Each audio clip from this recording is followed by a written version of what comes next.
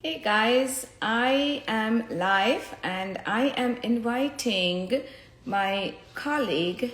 Right Nutrition Works, and I am a gut health expert. I help people struggling with digestive issues, help them reconnect with their gut through the healing power of nutrition and healthy lifestyle modifications. And here is Melanie. Welcome to our today's live called Self Healing Solutions to Relieve Your Digestive Distress. And as I said earlier, I'm going live with Melanie Yukov, who is a certified holistic health coach.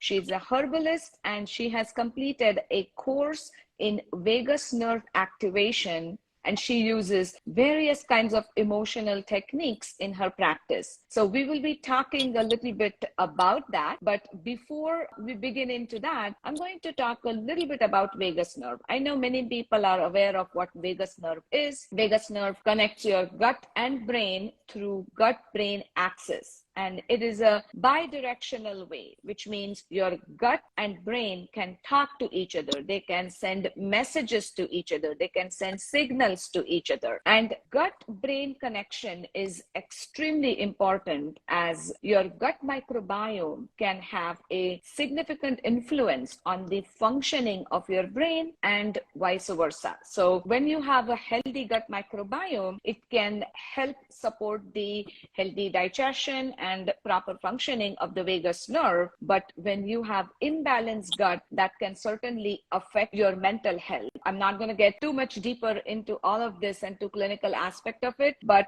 definitely gut-brain axis is extremely important to maintain. And when people are struggling with digestive issues, many times there might be some level of disconnect between your gut and brain axis. So here is Melanie, and she's going to talk a little bit more about it, and she's also going to share some techniques with you all. Melanie, Thank you. welcome. Thank you And so stage much is for all that yours. introduction and for explaining a little bit about the vagus nerve. It's been more and more just getting more and more popularity, like using that word. And it's really important for people to understand, what it is and more importantly, what we can do to keep it in balance. When our vagus nerve is toned and when it is in balance, then we're more in this parasympathetic mode, right? Because our nervous system goes into the parasympathetic and sympathetic. And the parasympathetic is the part of our nervous system where we are more in that rest and digest state, right? And when we're more in a relaxed state of mind, we digest our food better, right? We know this. Correct. Intellectually.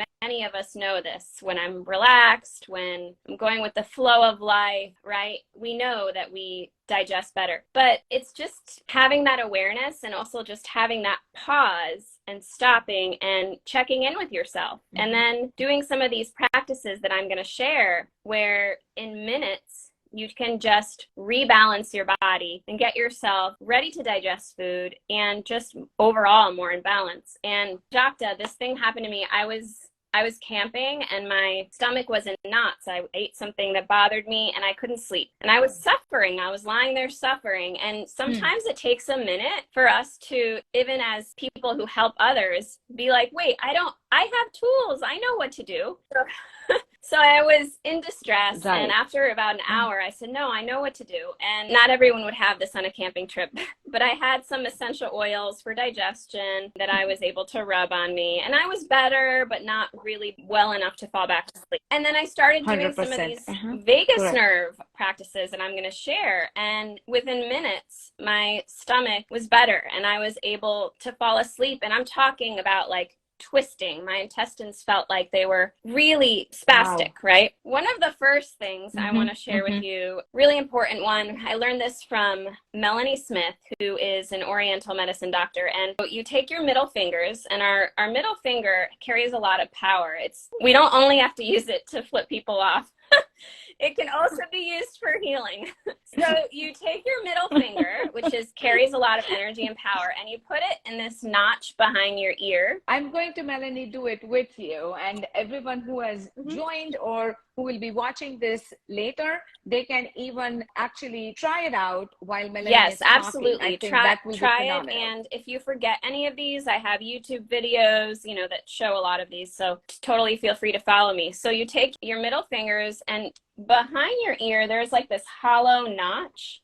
Do you feel like where there's just a hollow, and Mm-hmm. it just sets really easy. Your fingers just set right in there. Now you can have your hands like this. So this is draped around your neck. Now the vagus nerve, you know, it goes bilaterally right through your neck on both sides around your ear, and so it's on both sides. So we're doing both sides, and when it also passes through the neck, you know, our thyroid's in there, right? So if you have your hands like this and you're draping them around your neck, you're helping also support your thyroid, and you're helping your vagus nerve. You're helping activate it and keeping it toned and staying in your parasympathetic. But while you do this, of course, breathing is important. So we're going to breathe through our nose, and we're going to breathe out through our mouth with our tongue elevated. So like this.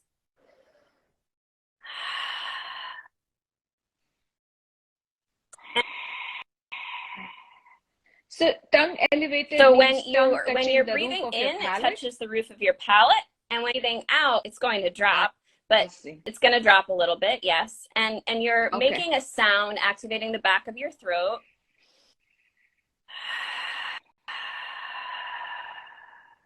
Let's just do 2 more breaths together, and just pay attention, you know, see how we'll check in after.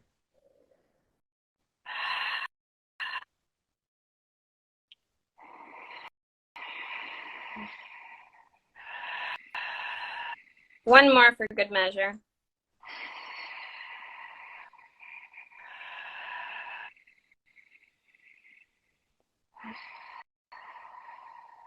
And just sort of sense into how your body feels.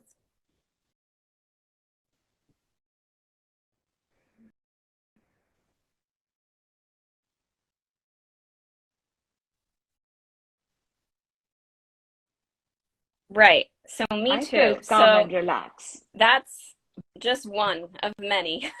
Yeah, I'm just saying to everybody who is joining live, or they will be watching it later, as you practice it and as you follow directions from Melanie, if you want to just put in the comment how you feel, what you experience. Somebody is asking what the exercise is for. It's for toning and activating your vagus nerve so you can digest food better, stay more balanced, stay more grounded. And the vagus nerve and the nervous system, digestive system, they're so interlinked. So you're also just relaxing, right? You're just staying calmer. We all need so much. Correct. So are you ready for another one?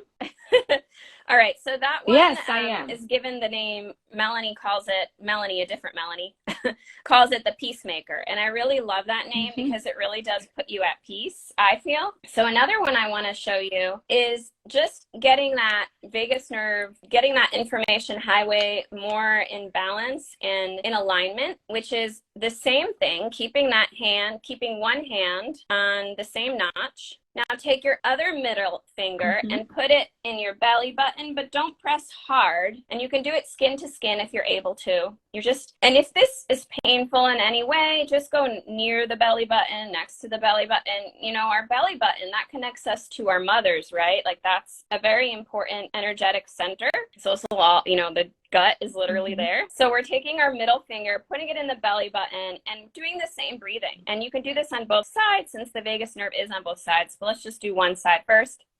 Breathe in and out. Same vagal breathing, in through the nose, out through the mouth.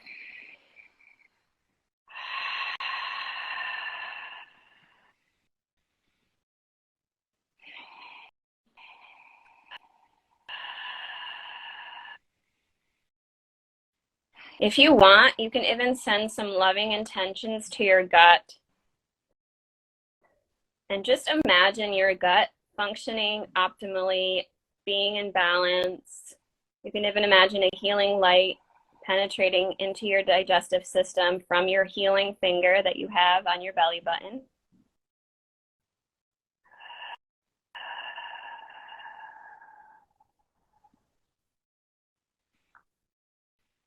Send some gratitude. An attitude of gratitude always helps digestion as well. And maybe send some compassion for the hard work that your digestive system is doing every day.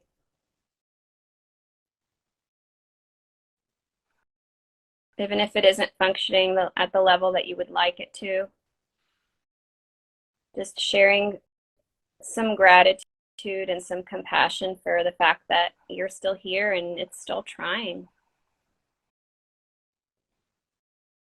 And you could switch to the other side.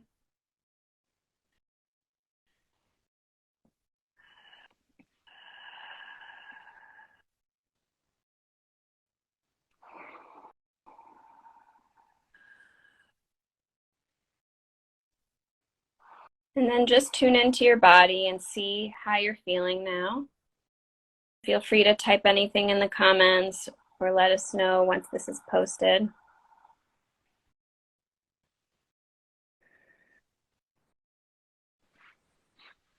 How do you feel? Right. Felt really Really good and really very relaxed. That's how I feel when I do it. And it's just, it feels like a reset, you know, when things aren't working right. I'd love to close us off with one more. Does that sound okay? Yes. Now, before you do that, I have a question, couple questions rather. Would you recommend doing these techniques before meals, basically on empty stomach versus after meal? What is the I think to like Okay. get my body just like ready for the day, and then whenever you need it, whenever you're feeling like distress, right, Okay. or out of balance, you can do that. And you could absolutely do it before meals when you know, Okay. getting your body ready to digest the food. Right. There's really, I don't feel like there's really any wrong time to do it. Sure. I would say if we're doing like lymph, like if we're massaging lymph points and we're tapping on our intestines, which I do as well, then you don't want to do that on a full stomach.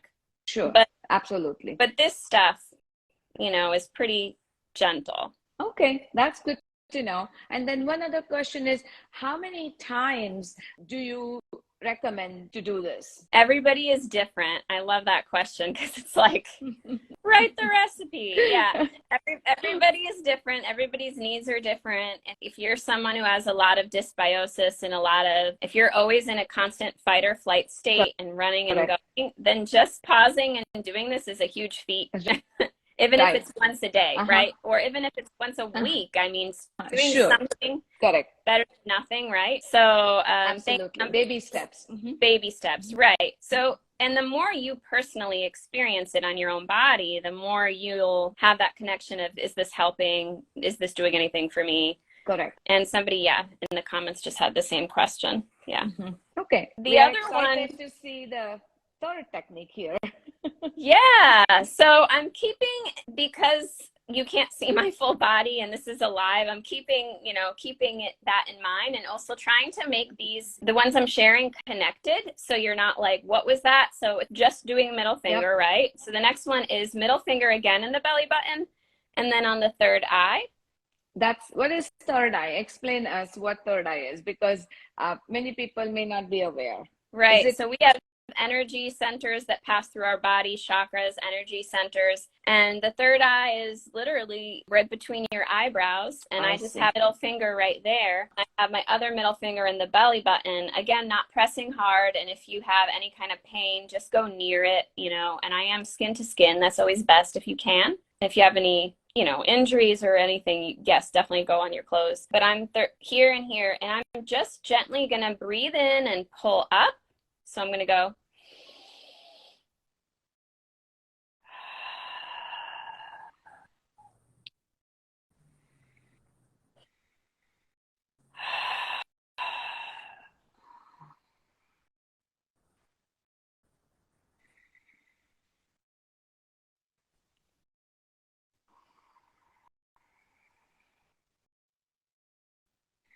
That's called the hookup, and it just rebalances that gut to brain connection. Interesting. Now, when you said pull up, what does that exactly mean? Can you explain that? I'm literally gently like pulling up as I breathe in. So I'm just going. Okay, gotcha. Okay. And it's like I feel it's relaxing when I breathe out, like I'm gathering all the forces together. And then correct. Okay. Right. Now, when you exhale, it is generally a good practice to exhale longer than inhalation, or it doesn't matter? I feel like my exhale is a little bit longer than my inhale. Like it's somewhat equal but longer. I haven't quite thought about the timing of it. Okay. I'm just... The only reason I asked you because breathing techniques or in yoga, when there's breathing involved, generally it is recommended that your exhalation need to be double the time of your inhalation. Right. So that's why I thought maybe if this is the same thing for this as well. Right. I would say it's a little bit longer. I wouldn't say it's double the time, but it is just a little bit longer than the inhale. Sure. Okay. Okay. Perfect. All right. So I would like you all to try this and experience it. As Melanie said, that try to do it first thing in the morning. More frequently you do it, or more consistently you do it, we all are going to see results much faster. But even if you have a busy lifestyle, if you can't make it, baby steps always count. It may take a little longer to get where you want to be, but it will still be, your effort will be still in right direction. So definitely make those attempts whenever you can and see the benefits. That's what I would like to say here. Melanie, do you want to share anything? Just really grateful to be doing this with you and being so in alignment with what we're sharing and helping people. I'd love for people to comment, and you can see a lot of these and other exercises on my YouTube channel, Root to Rise Wellness. Feel free to subscribe and like, that keeps me going. And I do have a Digestive Health 6 Pillars for Gut Health free masterclass, and it's an hour long. It's a great free class that's open to you. If you go into my bio and you go to click on the 6 Pillars of Gut Health, you will have access to that. And I hope to continue to do things with you, Prajakta. Oh, this was really great. Thank you. And by the way, Melanie has a Instagram page by Root to Rise, right? Am I right on that? Yeah. Mm-hmm. Okay. If you are looking for her, she will be by that name. And we would also love to get inputs from you as what topics do you want me to include in my live, and I would love to do that. So thank you everyone for watching, or if you are going to watch this later as a recorded version, do follow what Melanie was saying and showing us, and comment us and let us know how you felt after those techniques. So thanks again everybody, and have a wonderful rest of your day. Bye. Thank you. Bye.